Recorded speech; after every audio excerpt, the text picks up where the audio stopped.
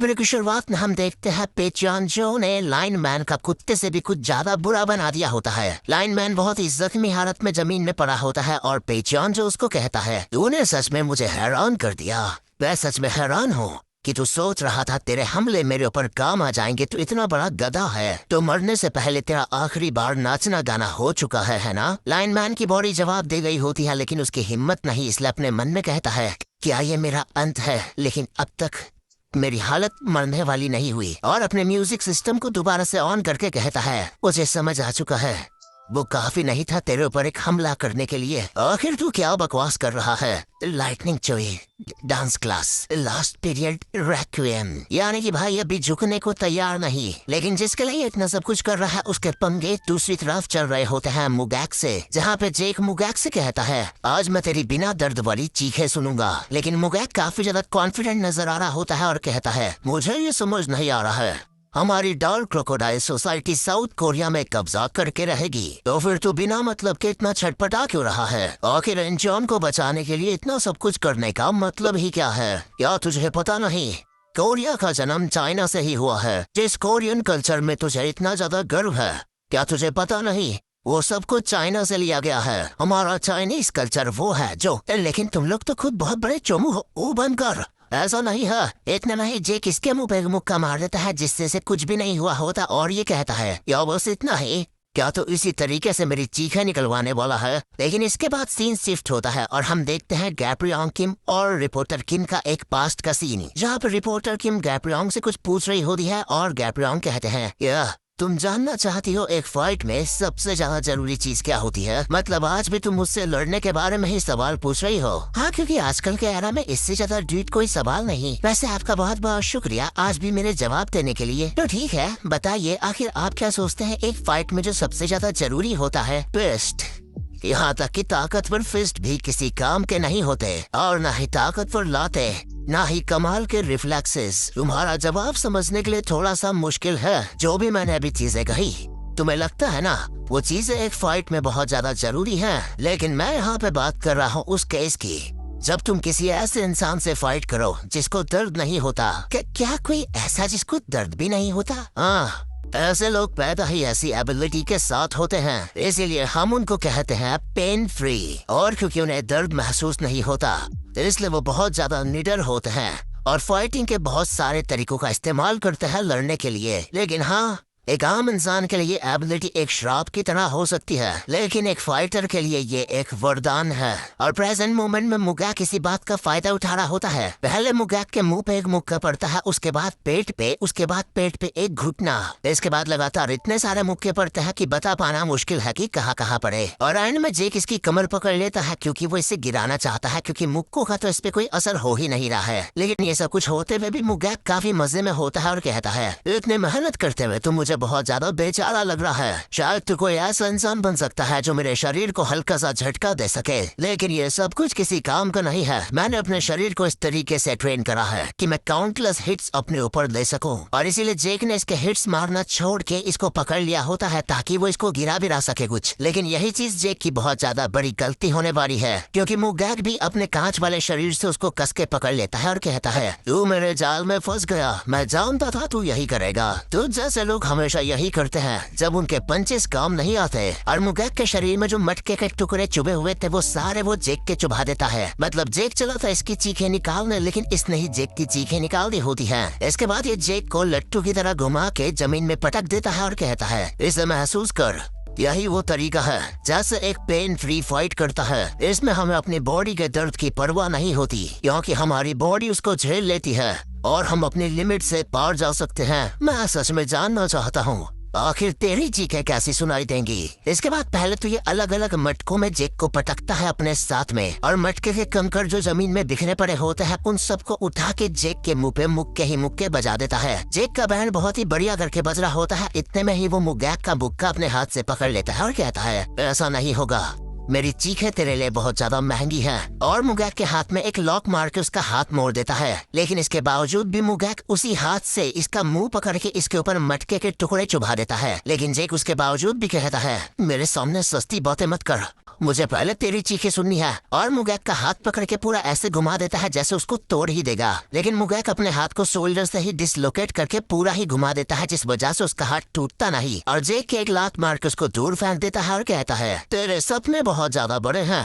लेकिन ये किसी काम के नहीं। अरे ये क्या, तो अपने बहते हुए खून को रोकने की कोशिश कर रहा है। ये कहते हुए मुगैक ने अपना शोल्डर भी वापस से ठीक कर लिया होता है और जेक उसको कहता है, तुझे भी अपना बहता हुआ खून रोक लेना चाहिए। भले ही तुझे दर्द महसूस नहीं होता, लेकिन इसका मतलब ये नहीं कि तू अमर है। आखिर तू इतनी शिद्दत से किस चीज के लिए लड़ रहा है। मुगैक भागता हुआ इसकी तरफ आता है और कहता है, अगर मैं तुझे बता भी दूंगा तो भी तू समझ नहीं पाएगा। जेक समझ चुका होता है अगर ऐसा ही चलता रहा तो वो इससे हार जाएगा, इसलिए अब जेक को सिर्फ एक ही रास्ता नजर आ रहा होता है, इसको पेलने का। मुगैक जैसे ही जेक के पास आता है, जेक अपनी जैकेट से उसकी गर्दन पकड़ के उसको दबाने लगता है ताकि मुगैक की बॉडी की ऑक्सीजन को ही रोक दे। मुगैक का मुंह लाल पड़ चुका होता है और जेक कहता है, भले ही तुझे दर्द महसूस नहीं होता लेकिन ऑक्सीजन ना मिलने की वजह से तू बेहोश हो जाएगा। और मुगैक को अब समझ आता है इसने अपनी जैकेट अपना खून रोकने के लिए नहीं बल्कि इसकी सांसें रोकने के लिए निकाली थी। लेकिन मुगैक साइड से एक बांस का डंडा पकड़ के अपनी ही छाती में घोंप देता है जो जेक की छाती से बाहर निकलता है। यानी कि मुगैक के लिए एक सुसाइड अटैक होने के बावजूद भी सिर्फ ये जेक को ही नुकसान पहुंचाएगा। और मुगैक कहता है, तुझे क्या लगा था मुझे अपनी ही कमजोरियों के बारे में नहीं पता होगा? मैं पहले ही अपनी जिंदगी को पीछे छोड़ चुका हूँ, तुम मेरे और उनके बीच के बॉन्ड को नहीं समझ पाएगा। इसके बाद तो ये दरिंदा अपनी ही छाती में बांस के डंडे को ऐसे घुमा घुमा के मारता है कि मुझे ऑटोमेटिकली कुछ ऐसी बैकग्राउंड वॉइस सुनाई दे रही है।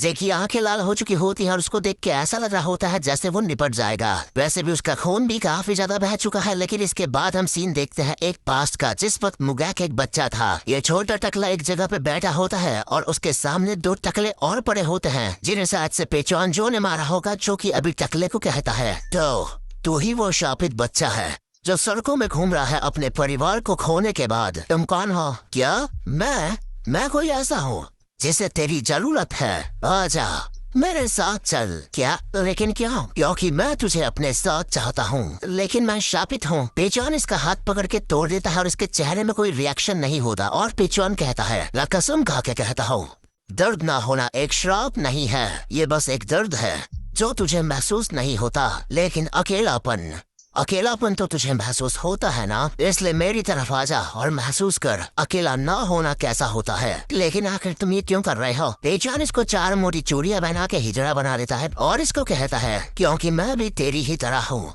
मैंने भी अपने बच्चे को खोया है। और प्रेजेंट मोमेंट में उन 4 मोटी चूड़ियों के साथ मुगैक जैक के पेट में मुक्का मारता है, उसके बाद मुंह पे एक मुक्का पड़ता है और जेक को कहता है, पेचॉन जो मेरे पिता हैं और मेरे राजा हैं, कोई भी उनके रास्ते में नहीं आ सकता। और इसके बाद अपने दोनों हाथों की चूड़ियों से जेक का मुंह खनखना देता है। लेकिन जेक को अभी याद आ रहे होता है एनचान के वो लोग जो अभी परेशानी में हैं। साथ में सबसे बड़ी परेशानी जो छीन लेता है लोगों से उनकी जवानी, यानी कि बड़े भैया गीटे किन, जिसे जेक को किसी भी कीमत में रोकना है। इसलिए वो जैसे तैसे करके अपने आप को बेहोश होने से रोकता है। और उसे याद आता है वो पल जब जिनरैंग ने उसको कहा था, तू काफी ज्यादा फास्ट है, मैंने सोचा नहीं था तू ओवरकम की पावर को इतनी जल्दी अवॉइड कर देगा। लगता है एक लेजेंड का खून सच में अलग होता है। तो इसका मतलब अब जैसा तुमने मुझे सिखाया है मुझे वैसे फाइट करना चाहिए? ये मुमकिन नहीं है।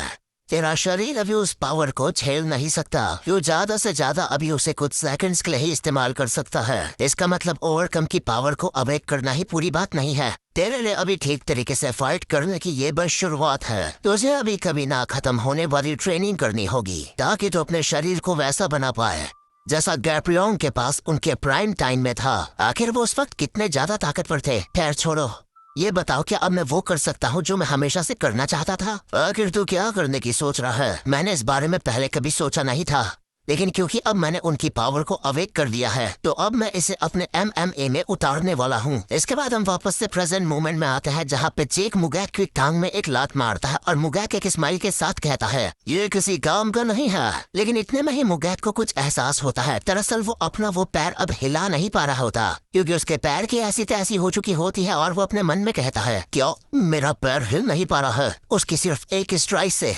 मेरी नसें डैमेज हो चुकी हैं। ये खतरनाक है, सच में खतरनाक है। इसके बाद जेक इसके सर पे एक कोहनी मारता है जिससे इसका पूरा का पूरा सर झंझना जाता है और ये जमीन में गिरने वाला होता है। इतने में ही जेक इसकी दोनों हाथ से गर्दन पकड़ लेता है और इसके मुंह पे अपना घुटना देके मारता है जिससे ये अपने दोनों हाथ की 4-4 चूड़ियों से ब्लॉक कर लेता है, क्योंकि अब इसे किसी भी कीमत पे जेक से और हिट नहीं लेने चाहिए क्योंकि जेक के हिट इसे काफी ज्यादा डैमेज पहुंचा रहे हैं। लेकिन जेक के घुटने ने इसकी 8 चूड़ियां तोड़ के बिखेर दी होती है और इसे विधवा बना दिया होता है। और इसके नेक्स्ट सीन में जिनरैंग वापस से जेक से कहता है एब्रियन किम के फिस्ट स्पेशल है क्योंकि वो लोडेड है ओवरकम की पावर के साथ। उनके फिस्ट उनके 1 हिट किल मूव्स हुआ करते थे, यहाँ तक कि मैं भी उनके पंचेस की नकल कुछ बार से ज्यादा नहीं कर सकता और तू भी मुझसे कुछ अलग नहीं है। ओवरकम एबिलिटी बहुत ज्यादा स्पेशल है लेकिन उससे भी ज्यादा जरूरी है वो फिस्ट जो तू उसके साथ इस्तेमाल करता है, इसलिए वक्त से ज्यादा उस पंच का इस्तेमाल मत करियो। लेकिन प्रेजेंट मोमेंट में जेक ने उसी एक मुक्के के साथ मुगैक को जमीन में चिपका दिया होता है जिससे मुगैक on the spot switch off हो चुका होता है और जेक कहता है बिना अपनी चीखे सुनाए ही हार गया मुझसे। इसके बाद जेक भी अपनी हालत की वजह से मुगैक के ही ऊपर गिर जाता है और कहता है शिट,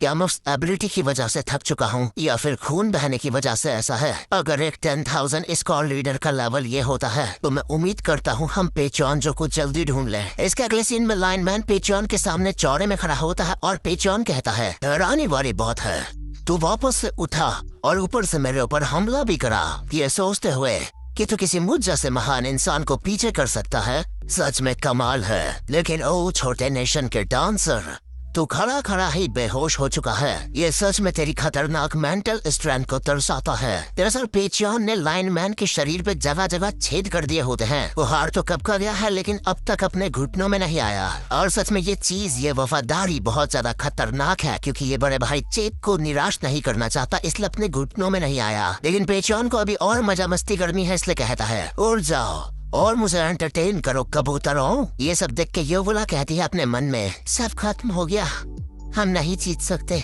वो एक मॉन्स्टर है। इतने में ही पेचॉनजो को एहसास होता है उसके पीछे की तरफ एक स्मोक बॉम्ब आके गिरा है और ये जिसने फेंका है उसको देखते हुए पेचॉन कहता है इतना खतरनाक प्रेशर, आखिर ये इस तरीके का ऑरा अपनी छोटी सी बॉडी से कैसे निकाल सकता है। इसका मतलब छोटा डैनियल यहाँ पे आ चुका है और लाइनमैन की हालत देखते हुए योवुला को कहता है मुझे आने में देर हो गई, लगता है यहाँ पे चीजें काफी ज्यादा खराब हो चुकी हैं, लेकिन अब यहाँ से चीजों को मैं हैंडल करूंगा, मैं जीतूंगा। तू कौन है वे?